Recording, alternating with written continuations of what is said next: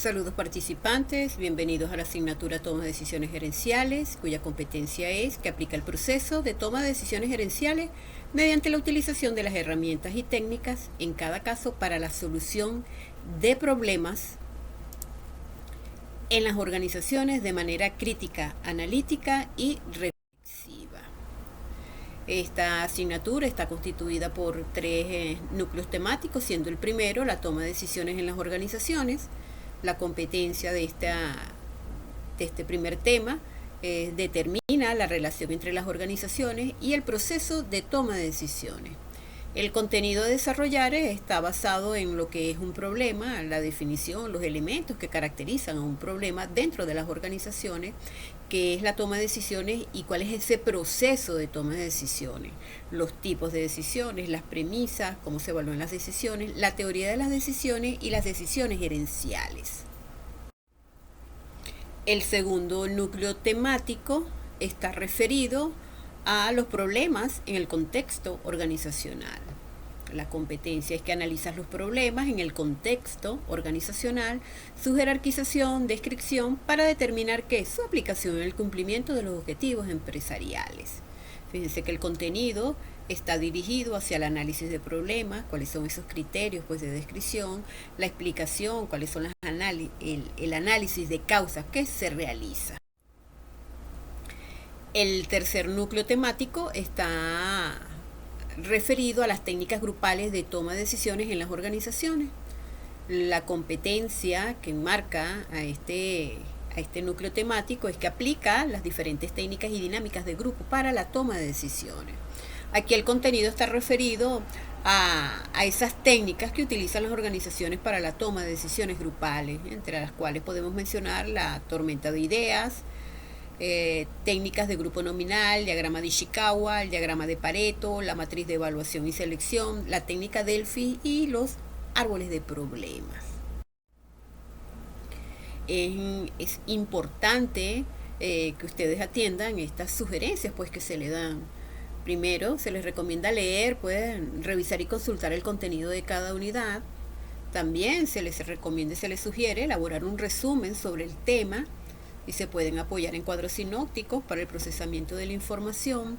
Hay que leer con mucho detenimiento lo que son las instrucciones antes de realizar la actividad evaluativa y hay que revisar la rúbrica. Lo importante es revisar la rúbrica porque ahí se especifican cuáles son los criterios para evaluar, o los criterios que va a utilizar el docente para evaluar su actividad. Y algo muy importante, evite el plagio. Usted puede copiar un concepto de la web, pero debe referenciarlo, quién es el autor, de dónde lo tomó y encerrarlo entre comillas, porque está tomando textualmente lo que está diciendo esa persona. Entonces es importante que ustedes tomen en cuenta estas sugerencias que les van a ayudar a ustedes a que, a tener un mejor desenvolvimiento en lo que son las actividades evaluativas de la asignatura. Ahora vamos a conversar acerca del plan de evaluación. Como ustedes saben, esta modalidad solo incluye 2 actividades sumativas. En este caso vamos a tener un cuestionario que va a abarcar contenidos relacionados a las 2 primeras unidades, que determina la relación entre las organizaciones y el proceso de toma de decisiones y analiza los problemas en el contexto organizacional, su jerarquización y descripción para determinar su aplicación en el cumplimiento de los objetivos empresariales.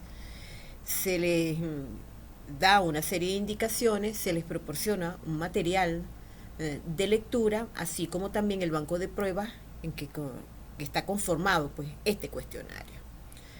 Como segunda actividad sumativa tenemos lo que es la elaboración de un cuadro comparativo por parte de ustedes, correspondiente a la unidad 3, que se refiere a las técnicas y dinámicas de grupos para la toma de decisiones. En cuanto a la segunda actividad sumativa, tenemos la realización de un cuadro comparativo argumentado. ¿Qué significa esto? Que vamos a comparar ciertos aspectos y también vamos a dar nuestros argumentos, nuestras posturas referente a cada una de esas técnicas. Entonces aquí se les da una lista de técnicas grupales para la toma de decisiones, de las cuales ustedes nada más van a escoger 4.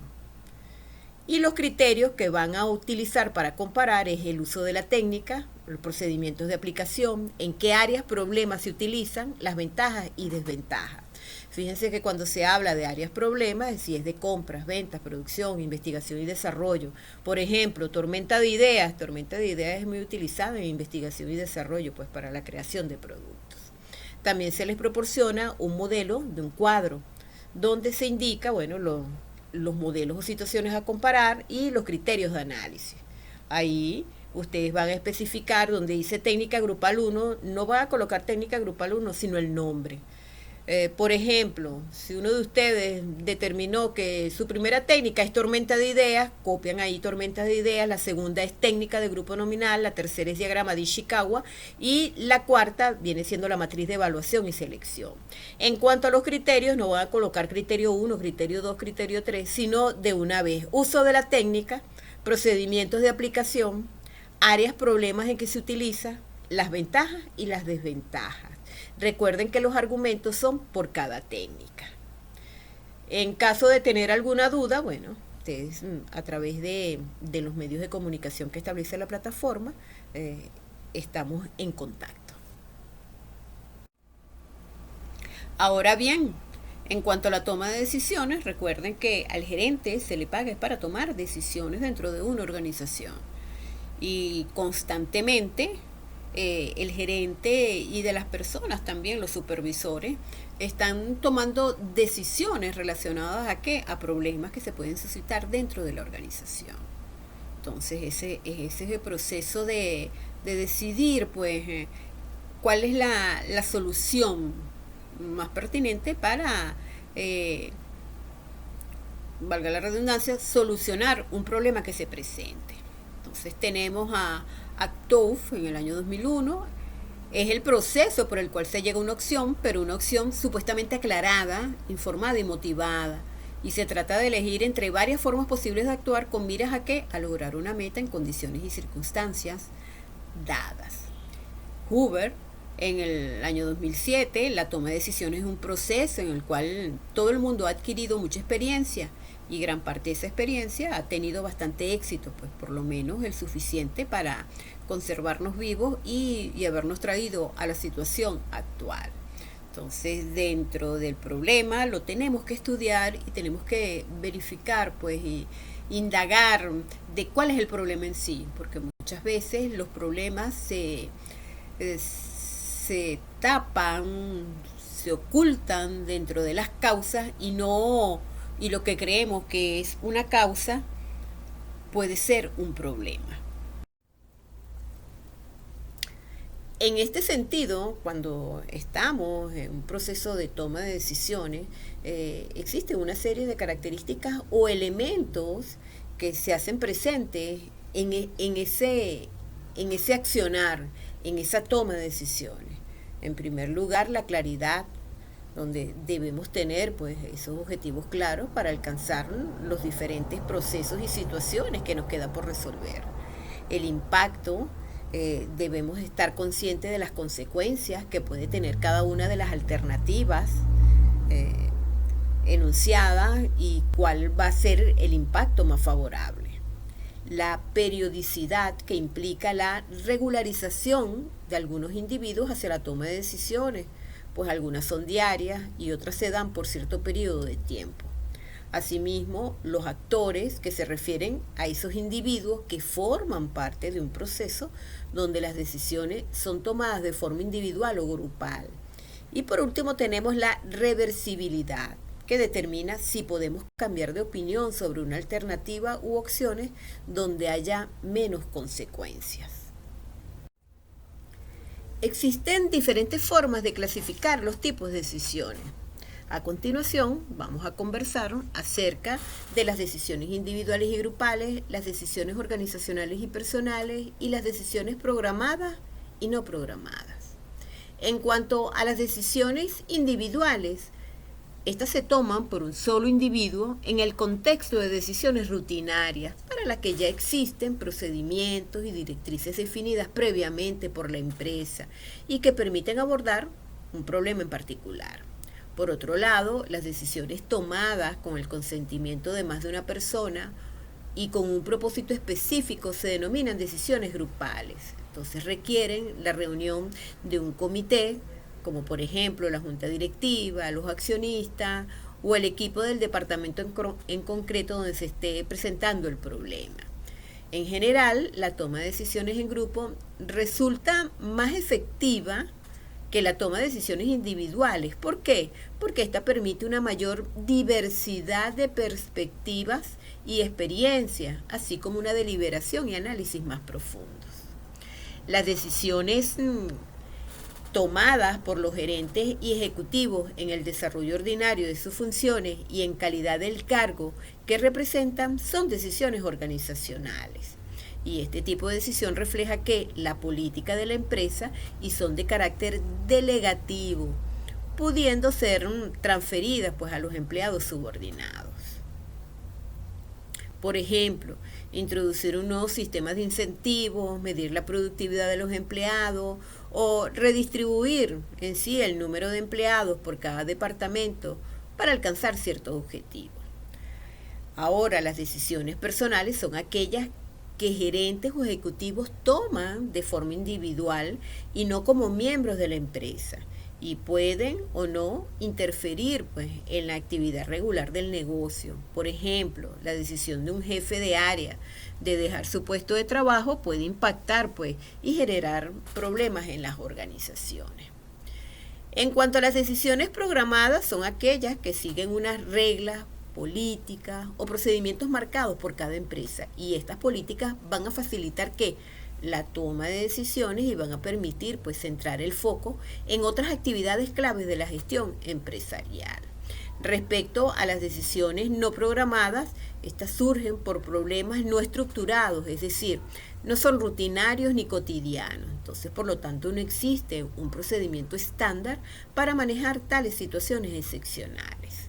Habitualmente, este tipo de decisiones que resultan fundamentales para la empresa se deja en manos de altos directivos y ejecutivos, y estas decisiones requieren de creatividad, análisis y juicio porque pueden ser más difíciles de revertir si resultan erróneas.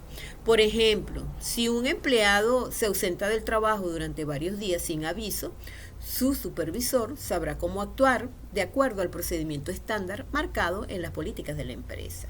En cambio, si esta misma situación tiene lugar a la vez con un amplio número de empleados, entonces se convierte en una situación extraordinaria que no está ni estructurada ni programada.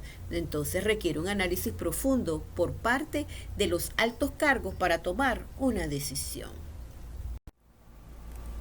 En cuanto al proceso de toma de decisiones, aquí le presento un proceso de 4 etapas, donde primero hay que identificar el problema, hay que realizar un diagnóstico entre la organización, qué es lo que está sucediendo.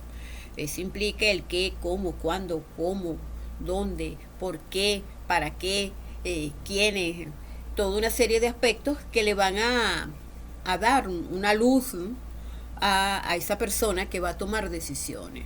Debe, en función de ese diagnóstico y de haber determinado que cuál es el problema, entonces comienza a lo que es la elaboración de las alternativas y las va evaluando de acuerdo a las que sean más efectivas pues para solucionar. Después elige ese curso de acción y después implementa la alternativa seleccionada. Esto también, una vez que se implemente, se hace un monitoreo, porque muchas veces esa alternativa de repente no fue lo suficiente pues para solucionar ese problema. Entonces ahí se vuelve otra vez a implementar, pues a determinar otros cursos de acción para lograr en sí solucionar ese problema. Las condiciones en las que los individuos toman decisiones en una organización son reflejo de las fuerzas del entorno, sucesos y hechos, que tales individuos no pueden controlar, pero las cuales pueden influir a futuro en los resultados de sus decisiones. Estas fuerzas pueden ir desde nuevas tecnologías o la presencia de nuevos competidores en un mercado hasta nuevas leyes o disturbios políticos. Además de intentar la identificación y medición de la magnitud de estas fuerzas, los administradores deben estimar su posible impacto. Las condiciones en las que se toman las decisiones pueden clasificarse en términos generales como de certeza o certidumbre, de incertidumbre y riesgo. En algunos casos, las decisiones se toman bajo condiciones de certeza o certidumbre. Esto significa que el encargado de tomar una decisión conoce por adelantado el resultado de su elección.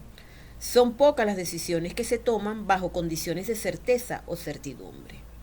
Por otra parte, en una situación de incertidumbre, las personas solo tienen una base de datos muy deficiente. No saben si estos son o no confiables y tienen mucha inseguridad sobre los posibles cambios que puedan sufrir la situación.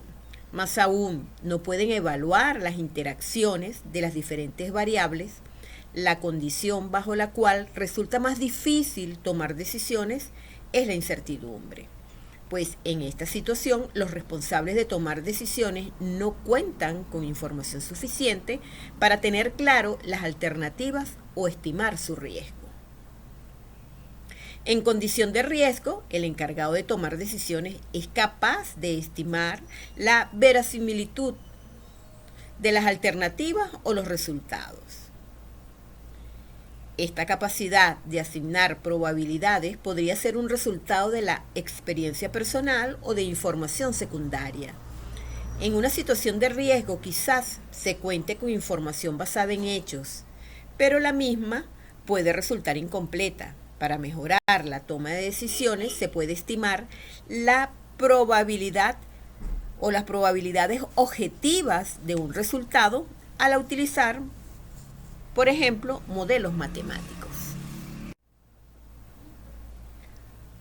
Ahora vamos a conversar acerca de los problemas en el contexto organizacional. La tarea más importante que desarrollan a diario quienes trabajan gerenciando o administrando empresas u otro tipo de organizaciones es definir problemas, no resolverlos, de acuerdo a Johansen 1996. Como muchas veces se sostiene, se puede afirmar además que la definición de problemas es lo más importante, porque si el problema se define mal, lo que se haga posteriormente, entre otras cosas intentar resolverlo, estará equivocado. Algunas investigaciones destacan la importancia de la definición del problema y la necesidad de estudiarla dentro de un proceso de resolución de problema. En algunos casos la definición es llamada formulación, en tanto que en otros se considera que la definición es parte de la formulación del problema. A la hora de formular un problema es fundamental entender cómo representamos nuestro mundo. La pregunta es si existe un mundo real con independencia del sujeto o si el mundo es producto de la propia observación del sujeto. Por otro lado, nos planteamos de qué manera tomamos conocimiento del mundo que nos rodea.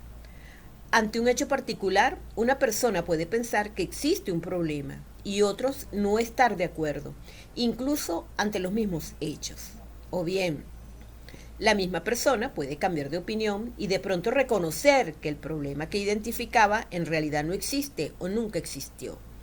También se da que alguien puede tener un problema, pero no saberlo o pensar que tiene un problema y tiempo después descubrir que no lo tiene.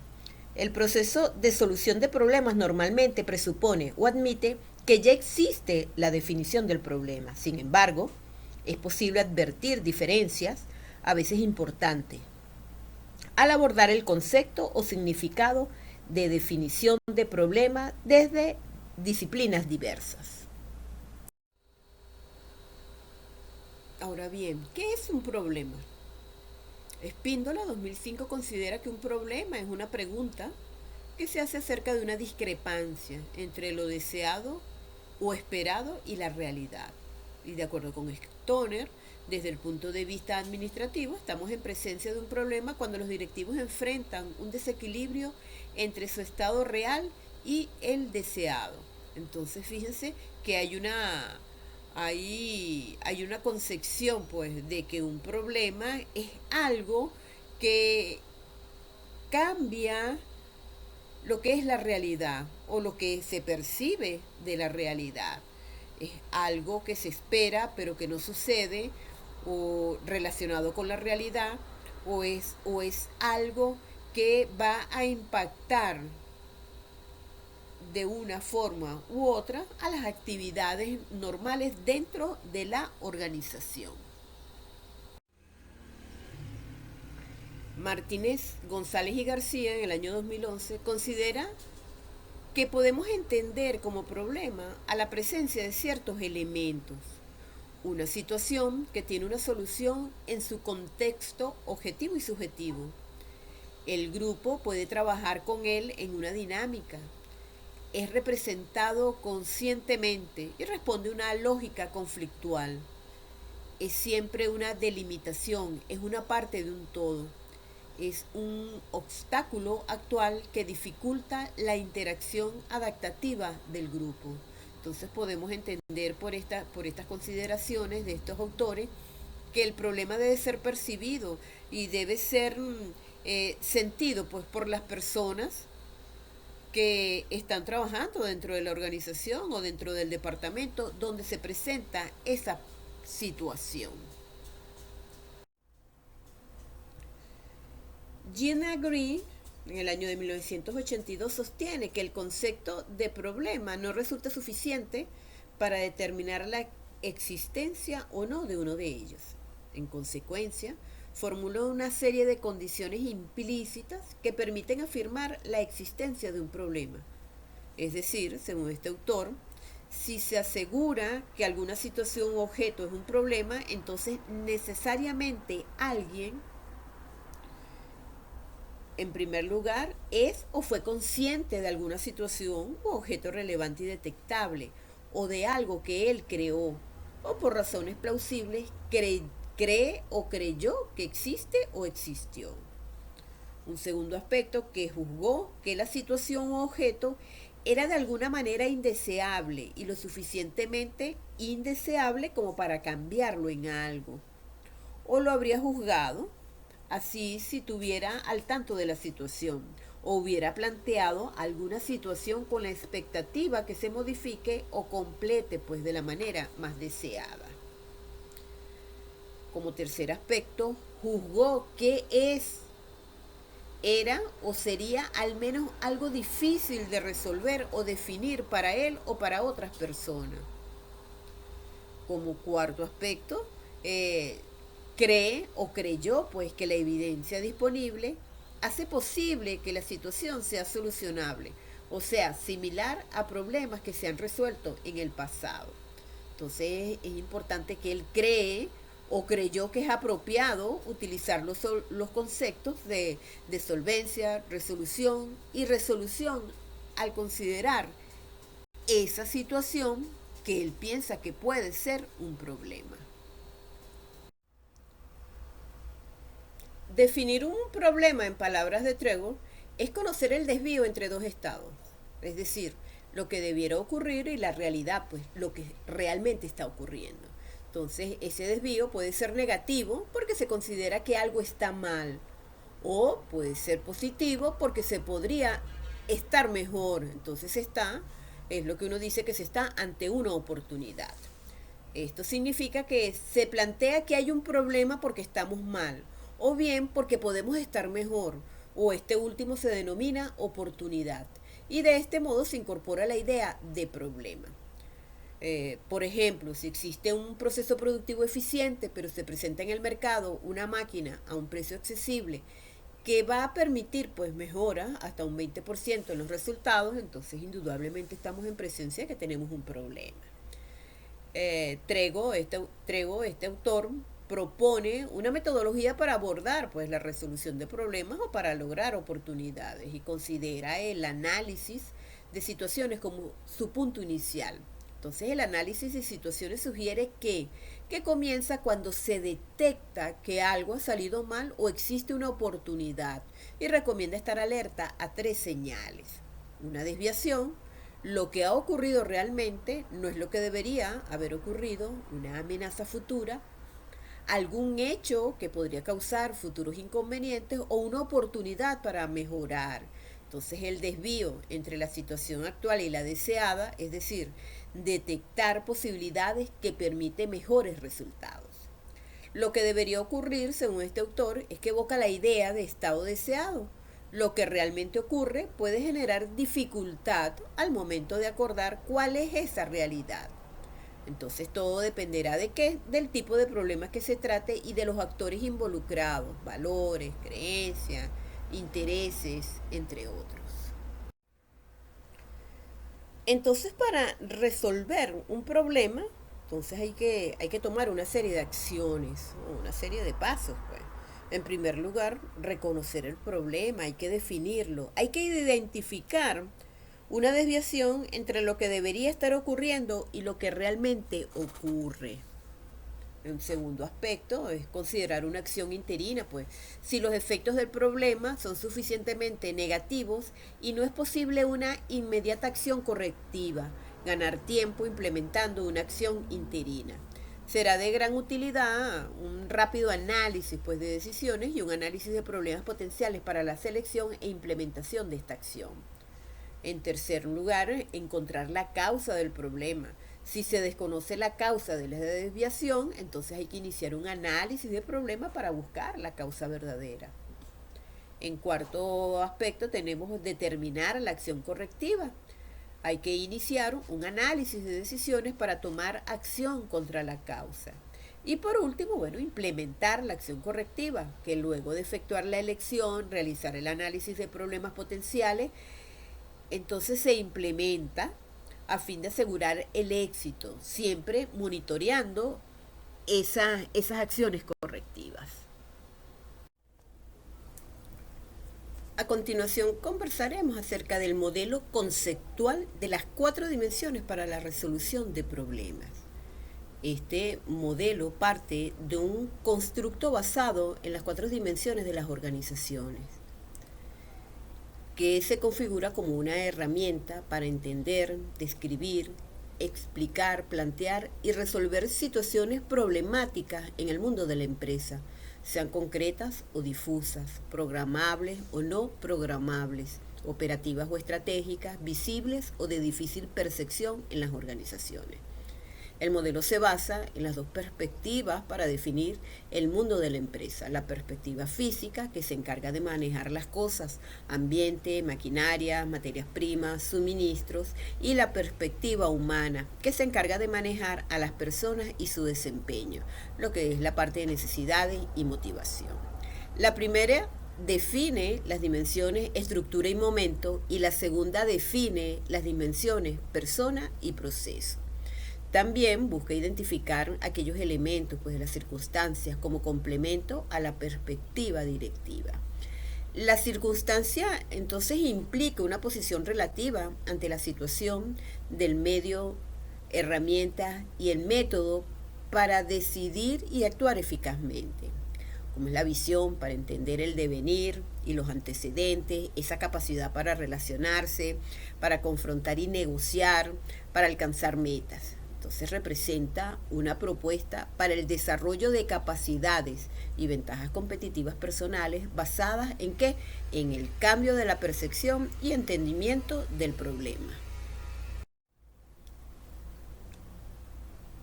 Desde la visión del autor Acevedo, el mundo de la empresa se estratifica en planos de actuación y responsabilidades, las que son asumidas según la jerarquía y el rol del decisor. Los planos de resolución de problemas son 3: el plano conceptual ideológico, referido a los fines, visiones e intereses directivos; el plano estratégico directivo, referido a la dirección de la organización y liderazgo directivo; y el plano táctico operativo, que contiene las metas, operación y resultados. El nivel operativo se enfoca en las cosas tangibles y en el manejo de los recursos. El nivel estratégico, decisiones intangibles y las preferencias de las personas. El nivel conceptual se enfoca en las ideas y paradigmas que permiten la supervivencia y crecimiento de la empresa. Cada nivel se percibe y se abstrae de forma diferente, lo que permite ir delimitando su rol y sus variables de gestión. Entonces, los planos de actuación en las organizaciones, donde se definen las variables a manejar y el nivel de resolución de los problemas, son tres. El primer plano, de tipo táctico y de acciones operativas, donde las variables son concretas, referidas a la inversión, a los recursos humanos y procesos productivos. Con ello se controla la eficacia y la eficiencia de los sistemas empresariales dentro de los diversos entornos de competencia o monopolio. Fíjense que este plano operacionaliza la concepción empresarial mediante que la estructuración arquitectónica de los sistemas directivos y operativos, la formación de estrategias, la dirección de la operación, el desempeño y la productividad. Este plano corresponde a los denominados niveles estratégico, táctico y operativo, con los que se define la administración de las empresas. El segundo plano, de lineamientos estratégicos y perfil directivo, las variables se refieren a qué? A la estrategia y decisiones relacionadas a la visión y misión organizacional, el estilo directivo respecto a las personas, las tareas, la estabilidad y el cambio, valores y las prácticas mercantiles y de negocio establecidas en el sector. Se consideran los racimos intersectoriales y redes empresariales, también el desarrollo de cadenas productivas, la parte de infraestructura productiva, la inversión, ciclos de vida, generación de experiencia, creación de conocimiento y de competencia. Y el tercer plano, que es de tipo conceptual e ideológico, es como ese modelamiento sistémico integral, donde las variables son abstractas, son ideas y paradigmas relacionados a los fines trascendentes de desarrollo, crecimiento y adaptación de la organización.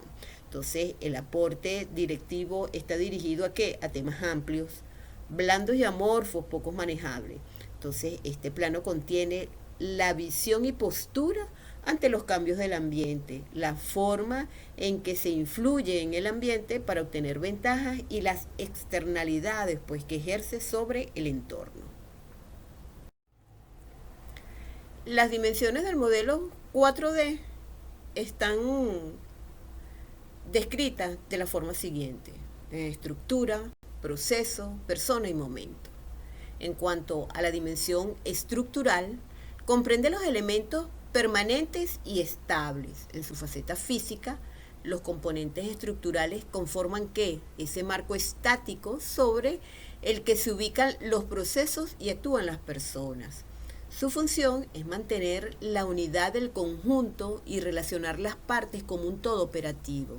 Fíjense que en esta faceta no física, los componentes estructurales son intangibles y constituyen sistemas conceptuales sumamente rígidos que se mantienen por flujos permanentes de información que vinculan y perseveran la unidad de estas construcciones mentales.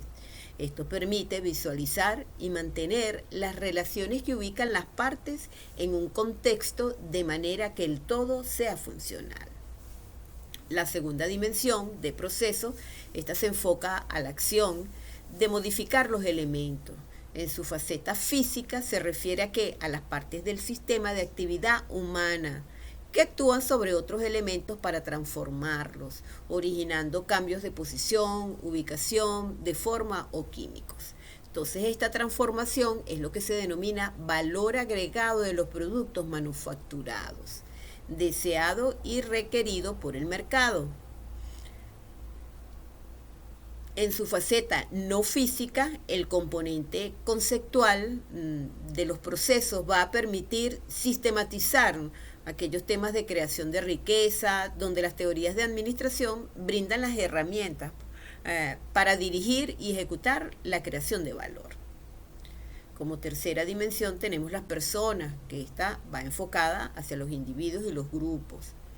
En su faceta física se refiere a qué? Al agrupamiento de personas que ejecutan las tareas sobre estructuras y materiales que van a fluir en el proceso productivo. Entonces cumple el doble papel de operador y de objeto del sistema de transformación. En la faceta no física se va a referir a esos aspectos psicológicos y sociológicos del elemento humano, con sus intereses, actitudes, tendencias y las predisposiciones, circunscrito a la finalidad superior de sobrevivir, adaptarse y crecer. La última faceta que tenemos es la dimensión del momento. Entonces enfoca el movimiento externo y el cambio interno y externo. Entonces, la definición de momento se sustenta en el concepto de cambio. Recuerden que el cambio es lo único seguro que tenemos en esta vida. Entonces, el momento es opuesto y complemento a la estructura si éste representa estabilidad y orden. Aquel representa cambios y caos. Fíjense que brinda la contingencia y el devenir que complementa el espacio. Entonces, en su faceta física, el momento se enfoca ¿en qué? En fuerzas de movimiento y cumple 3 fines. Primero, muestra los hechos de creación de redes en el ámbito estructural, empresarial o social y complementa la secuencia histórica del desarrollo. Segundo, muestra las tendencias de los ciclos lineales, circulares o pendulares del devenir. Y tercero, presenta la secuencia hecho, decisión, hecho que facilitan la percepción del desarrollo. En su faceta no física, entonces se enfoca en el concepto de movimiento y flujo y va a cubrir 3 fines.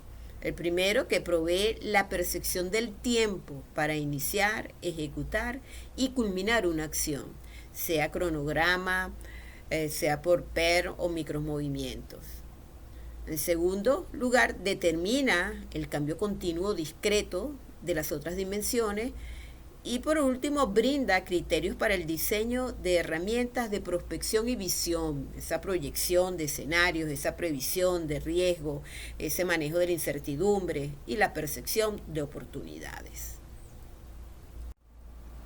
Bueno, ya para finalizar, les dejo este pensamiento de Anthony Robbins. Usar el poder de decidir te da la capacidad de superar toda excusa para cambiar cualquier parte de tu vida en un instante. Agradecidos por su atención. Gracias.